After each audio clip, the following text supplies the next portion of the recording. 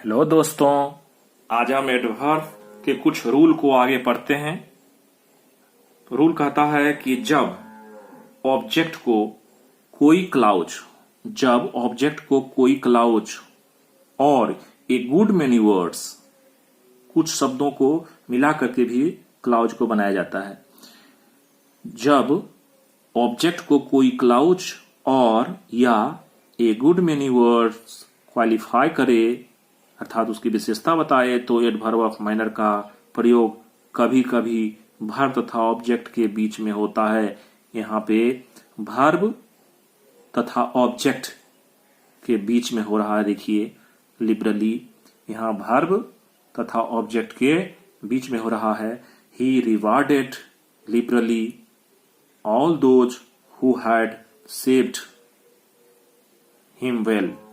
वह उन सारे जो व्यक्ति उनको उसके जान को अच्छी तरह से बचाया था, सारे को उन्होंने उदारता पूर्वक उसने रिवार्ड दिया था। ही रिवार्डेड लिबरली, यहाँ देखिए एडवर्ब ऑफ माइनर है लिबरली, और एडवर्ब ऑफ माइनर का प्रयोग क्या कर रहा है? वर्ब। ये वर्ब है रिवार्डेड, और यहाँ ऑब्जेक्ट है all those who had saved him well. यहाँ देखिए all those who had saved him well, ये क्या है? ये ए गुड मेनी वर्ड्स है, ठीक है।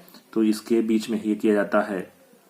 दूसरा रूल है कि एडवर्ब ऑफ माइनर का प्रयोग पैसिव स्टाइल के सेंटेंस में MV3 अर्थात पास्ट पार्टिसिपल के पहले या बाद में होता है।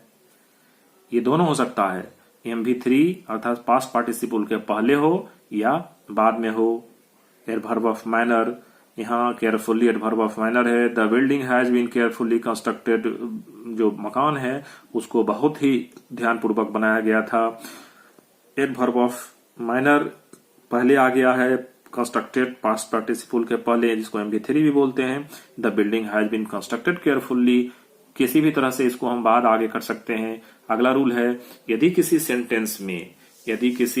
सेंटेंस में वर्ब, प्रीपोजिशन तथा ऑब्जेक्ट का प्रयोग हो, तो एडवर्ब ऑफ माइनर का प्रयोग प्रीपोजिशन के पहले या ऑब्जेक्ट के बाद होता है। जब वर्ब, प्रीपोजिशन और ऑब्जेक्ट ये तीनों हो, तो एडवर्ब ऑफ माइनर का प्रयोग क्या होता है? ऑब्जेक्ट के बाद होता है या प्रीपोजिशन के पहले। प्रीपोजिशन के पहले हो, यहाँ देखिए प्रीपोजिशन के पहले है, या ऑब्जेक्ट के बाद है। ये रूल बहुत ही इंपॉर्टेंट है, याद रखने की बात जरूरत है।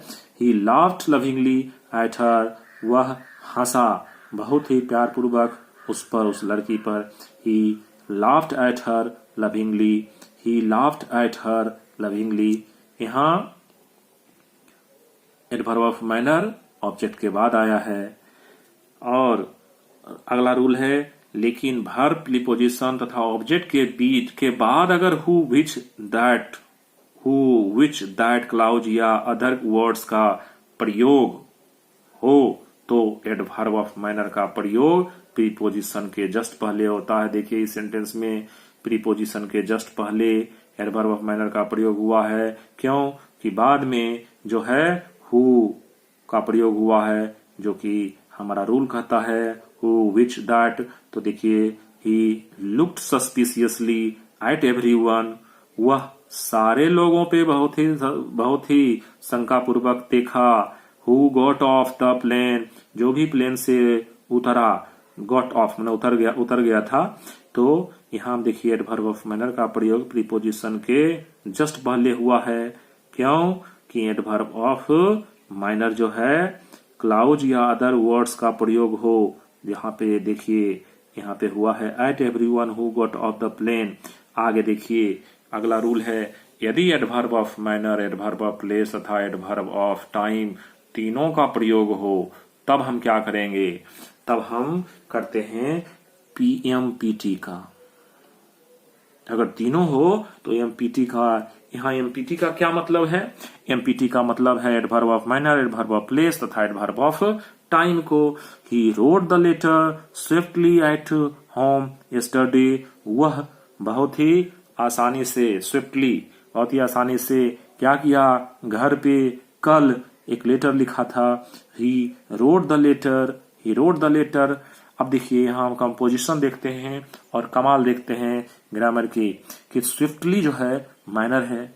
हमने देखा है एमपीटी रूल को फॉलो करेगा तो स्विफ्टली जो एडवर्ब ऑफ माइनर है, यहाँ हमने देखा है। और at home adverb of place है और time adverb of time, yesterday time adverb of time है। यहाँ ध्यान रखने की बात यही है कि एडवर्ब ऑफ टाइम सबसे बाद में, एडवर्ब ऑफ माइनर पहले और एट होम। क्यों कि इसके अलावा भी तो 3 तरह के हो सकते हैं एमपीटी के, हो सकता है पीएमटी, टीएमपी। देखिए यहाँ पे हमने लिख दिया है कि वो तो एमपीटी के क्रम को फॉलो किया जा सकता है, न कि पीएमटी, पीटीएम तथा टीएमपी के सीक्वेंस को अगर हम बदल देते हैं, अगर हम रूल को थोड़ा सा बदल देते हैं तो क्या देखते हैं, कंपोजिशन को अगर हम पोजीशन को बदल देते हैं, जैसे हम कहते हैं he wrote the letter at home swiftly yesterday, तो यहाँ पे एडवर्ब ऑफ प्लेस पहले हो गया जो कि गलत हो जाएगा। अगर he wrote the letter at home yesterday swiftly at home, यहाँ पे है यस्टरडे, फिर टाइम जो है पहले आ गया, माइनर बाद में चला गया। He wrote the letter yesterday swiftly at home, यहाँ हम देखते हैं कि एडवर्ब ऑफ टाइम जिसको बाद में जाना चाहिए वो पहले आ गया है। इस तरह से ये गलत हो